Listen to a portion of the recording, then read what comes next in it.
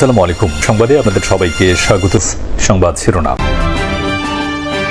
দীর্ঘ নাটকীয়তার পর জাকসুর ফল ঘোষণা। জিএস সহ 20 পদেই শিবিরের জয় জয়কার। ভিপি হয়েছেন স্বতন্ত্র শিক্ষার্থী প্যানেলের আব্দুর রশিদ জিতু। আমার প্রথম কাজ থাকবে যে যারাই নির্বাচিত হচ্ছে সবাইকে নিয়ে দলমত সকলকে নিয়ে একসাথে একটা ইনক্লুসিভ জাহাঙ্গীরনগর বিশ্ববিদ্যালয় গড়ে দেওয়া। জাহাঙ্গীরনগর বিশ্ববিদ্যালয়ের শিক্ষার্থীরা আমাদের উপর যে আমানতের ভার দিয়েছে, আমরা আগামী 1 বছর সেই আমানতের ভার যথাযথভাবে রক্ষা করব ইনশাআল্লাহ।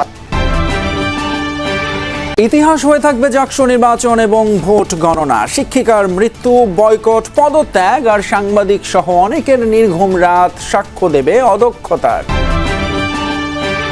দেশে দীর্ঘ গণতন্ত্রহীনতা অনেকের মধ্যে জন্ম দিয়েছে অসহিষ্ণুতার, বললেন তারেক রহমান। পশুত্ব বর্জনই হোক সবার অঙ্গীকার। মানুষের অধিকার প্রতিষ্ঠার জন্য যেমন গণতন্ত্রের চর্চা বা সুরক্ষার প্রয়োজন, ঠিক একইভাবে কিন্তু প্রাণীর অধিকার নিশ্চিত করার জন্য বাস্তবতন্ত্রের সুরক্ষা প্রয়োজন। রচিত জাহাঙ্গীরনগর বিশ্ববিদ্যালয়ের হল এবং ছাত্র সংসদ নির্বাচনের খবর। জাকসু নির্বাচনে স্বতন্ত্র শিক্ষার্থী সম্মিলন প্যানেলের আব্দুর রশিদ জিতু ভিপি এবং জিএস নির্বাচিত হয়েছেন ছাত্র শিবিরের মাজহারুল ইসলাম। সব মিলিয়ে প্যানেলের 25টি পদের 20টিতেই জয়লাভ করেছে শিবির প্রার্থীরা। বাকি 5টি পদের মধ্যে 2টিতে বাগছাস এবং অন্য 2টি জিতেছেন স্বতন্ত্র প্রার্থী। নির্বাচন কমিশনের দাবি, কিছু বিচ্যুতি থাকলেও ভোটে কোনো অনিয়ম হয়নি। আর নবনির্বাচিত ভিপি বলছেন, সবাইকে সাথে নিয়ে জাহাঙ্গীরনগর বিশ্ববিদ্যালয়কে আরও শিক্ষার্থী বান্ধব হিসেবে গড়ে তুলতে চান তারা। অবশেষে সেই মাহেন্দ্রক্ষণ। দীর্ঘ 2 দিন পর অপেক্ষার অবসান। ঘোষণা করা হলো জাহাঙ্গীরনগর বিশ্ববিদ্যালয় কেন্দ্রীয় শিক্ষার্থী সংসদ জাকসু নির্বাচনের ফলাফল। শনিবার বিকেল 5টার পর সিনেট ভবনে ঘোষণা করা হয় এ ফলাফল। তার আগে জাকসুর দায়িত্ব পালনের সময় অসুস্থ হয়ে মারা যাওয়া শিক্ষক জান্নাতুল ফেরদৌস ও মহান মুক্তিযুদ্ধ আর জুলাই অভ্যুত্থানের শহীদদের স্মরণে 1 মিনিট নীরবতা পালন করা হয়। প্রথম হয়েছেন মোহাম্মদ মুনতাসির বিল্লাহ খান অর্পণ। প্রথমে 21টি আবাসিক হলের ফলাফল ঘোষণা করেন রিটার্নিং অফিসাররা। পরে আসে জাকসুর পালা। এতে 25টি পদের মধ্যে ভিপি ছাড়া 20টিতেই জয় পেয়েছে শিবির সমর্থিত প্যানেল। বাকসাস ও স্বতন্ত্র জয়ী হয় 2টি করে পদে, আর স্বতন্ত্র শিক্ষার্থী প্যানেল বিজয়ী হয় 1টি পদে। আর সেটিই হচ্ছে শিক্ষার্থী সংসদের ভাইস প্রেসিডেন্ট পদ।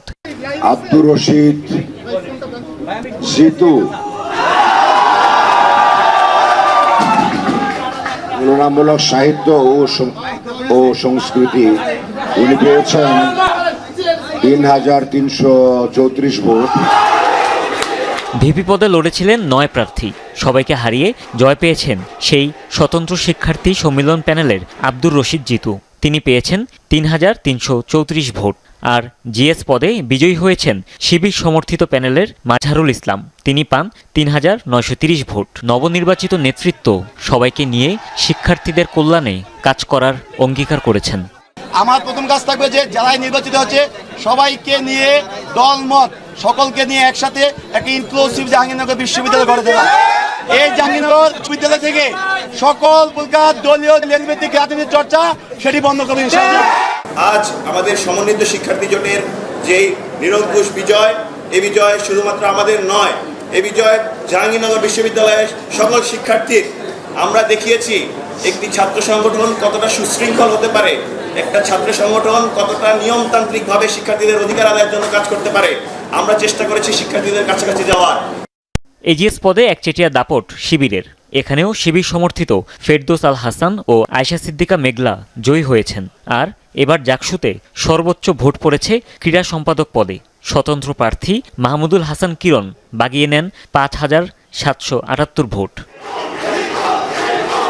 জাকসু নির্বাচন কমিশনের দাবি, নির্বাচনে কিছুটা ব্যত্যয় ঘটলেও কোনো অনিয়মের প্রমাণ পাওয়া যায়নি। পূর্ণাঙ্গ ফলাফল ঘোষণার পুরোটা সময়ই উত্তেজনা আর উৎকণ্ঠায় অপেক্ষায় ছিলেন জাহাঙ্গীরনগর বিশ্ববিদ্যালয়ের শিক্ষার্থীরা। ফলাফল পেয়েই উচ্ছ্বাস প্রকাশ করেন সবাই। আমি যদি একটু জিজ্ঞেস করতে যাই, আপনি নির্বাচনের আগে তো বিভিন্ন ইশতেহার দিয়েছেন, তো সর্বপ্রথম আসলে কোন ইশতেহারগুলো আপনি বাস্তবায়ন করতে চান, পাশাপাশি কালকে থেকে আপনার আসলে কি পদক্ষেপ হবে একটু বলবেন আমাদের? ধন্যবাদ আপনাকে। আমরা আসলে আজকে দশম জাকসু নির্বাচনের যে ফলাফল সেটি অফিসিয়ালি আমরা সন্ধ্যায় আজকে হাতে পেয়েছি এবং এই দশম জাকসু নির্বাচনে শিক্ষার্থীরা আমার উপর আস্থা রেখেছেন এবং তারা বিপুল ভোটে আমাকে বিপি পদে নির্বাচিত করেছেন। তো শিক্ষার্থীরা আসলে আমার প্রতি যে আস্থাটি রেখেছেন আমি সর্বোচ্চ চেষ্টা করবো সেই আস্থার প্রতিদান দেওয়ার জন্য। তো আমরা আসলে নির্বাচনের আগে অনেকগুলো ইশতেহার দিয়েছি। সেই আমাদের প্রথম যে ইশতেহারটি ছিল সেটি হলো এই ক্যাম্পাসকে সম্পূর্ণ নিরাপদ এবং একটি শিক্ষার্থী বান্ধব ক্যাম্পাস হিসেবে গড়ে তোলা। কারণ আমরা দেখেছি যে 5ই আগস্ট পরবর্তী সময়ে ক্যাম্পাসে যে নিরাপত্তা ব্যবস্থা এবং শিক্ষার যে সুষ্ঠু পরিবেশ এটি কিন্তু অনেকটাই বিঘ্নিত ছিল। তো আমাদের শিক্ষার্থীদের স্বাভাবিক শিক্ষার পরিবেশ নিশ্চিত করার জন্য এই কাজটি আমরা প্রথমত করব। পাশাপাশি আমাদের অনেকগুলো ইশতেহার আছে, আমরা ধাপে ধাপে সবগুলো বিষয় আমরা করার চেষ্টা করব। আমাদের কাছে আরেকটি বিষয় হলো যে ক্যাম্পাসগুলো থেকে আমরা যে দলীয় যে লেজভিত্তিক রাজনীতির চর্চা হয় দীর্ঘদিন যাবত দেখেছি সেগুলোকে আমরা রোধ করার চেষ্টা করব।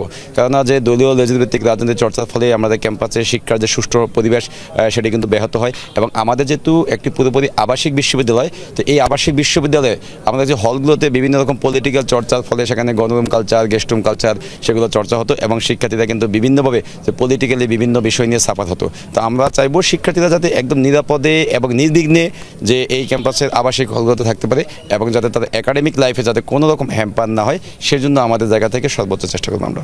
আচ্ছা, আমি আবারও প্রশ্নটা করতে চাই যে আগামীকালকে আসলে আপনার পদক্ষেপ কী হবে? আগামীকাল থেকে আপনি কিভাবে যাত্রা শুরু করছেন সেটাও একটু বলবেন।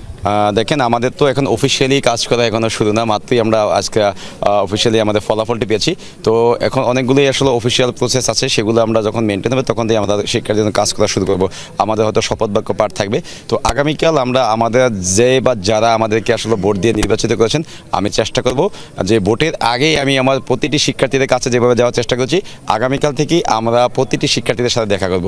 কেননা শিক্ষার্থীরা আসলে ভালোবেসে যেভাবে আমার উপর ভরসা করেছেন, আমি চাইব প্রথমত যে আনন্দের বা বিজয়ের যেই পাঠটা সেটা তার শিক্ষার্থীদের সাথে ভাগাভাগি করার জন্য প্রতিটি আবাসিক হলে ছেলেদের হলগুলো যাব এবং প্রতিটি ডিপার্টমেন্টে বা বিভিন্ন জায়গাতে যেখানে আমাদের শিক্ষার্থীদের আনাগোনা হয় আমি শিক্ষার্থীদের সাথে গিয়ে কুশল বিনিময় করব এবং শিক্ষার্থীদের চাওয়া পাওয়া কি সেগুলো জানার চেষ্টা করব এবং শিক্ষার্থীদের সাথে মেশার চেষ্টা করব। আমি চাই আমি আগে যেমন ছিলাম বিপি হওয়ার পর যাতে আমার ভিতরে কোনো রকম পরিবর্তন না আসে। আমি এখন যেমন আছি যাতে কখনোই আমার ভিতরে ক্ষমতার যে চর্চা বা ক্ষমতা যে পাওয়ার প্র্যাকটিস এই বিষয়টি যাতে আমার মধ্যে কখনো সৃষ্টি না হয় এটি আমি সবসময় আমার স্বাতন্ত্রতা আমি বজায় রাখার চেষ্টা করব। দীর্ঘদিন দেশে গণতন্ত্র না থাকায় অনেকের মাঝেই অসহিষ্ণুতা জন্ম নিয়েছে। রাজধানীর চীন মৈত্রী সম্মেলন কেন্দ্রে আয়োজিত প্রাণী এবং প্রাণের মিলন মেলা অনুষ্ঠানের উদ্বোধনের পর একথা বলেন বিএনপির ভারপ্রাপ্ত চেয়ারম্যান তারেক রহমান। পশু পাখি জৈব বৈচিত্র্য রক্ষায় যত্নবান হওয়ার আহ্বান জানিয়ে তিনি বলেন, মানুষের অসচেতনতার জন্যই সারা বিশ্বে অনেক প্রাণী বিলুপ্তির পথে। এই অনুষ্ঠানে অংশ নেন সাবেক ক্রিকেটার তামিম ইকবাল সহ বিভিন্ন শ্রেণী পেশার মানুষ। রক্ষায় রাষ্ট্রের গুরুত্ব তুলে ধরেন বিএনপির ভারপ্রাপ্ত চেয়ারম্যান তারেক রহমান। এরই মধ্যে পশুপ্রেমী হিসেবে পরিচিত পাওয়া এই নেতা প্রতিশ্রুতি দিলেন সময়োপযোগী আইন করার। মানুষের অধিকার প্রতিষ্ঠার জন্য যেমন গণতন্ত্রের চর্চা বা সুরক্ষার প্রয়োজন, ঠিক একইভাবে কিন্তু প্রাণীর অধিকার নিশ্চিত করার জন্য বাস্তুতন্ত্রের সুরক্ষা প্রয়োজন। পশু পাখি, বন্য প্রাণী তথা বাস্তুতন্ত্রের নিরাপত্তার জন্য এই আইনগুলোকে আমরা ইনশাল্লাহ সময় উপযোগী করব। তারেক রহমান বলেন, রাষ্ট্রের গণতন্ত্র ও শুদ্ধাচার বিদ্যমান থাকলে তবেই সবার জন্য নিরাপদ আবাসস্থল তৈরি হয়।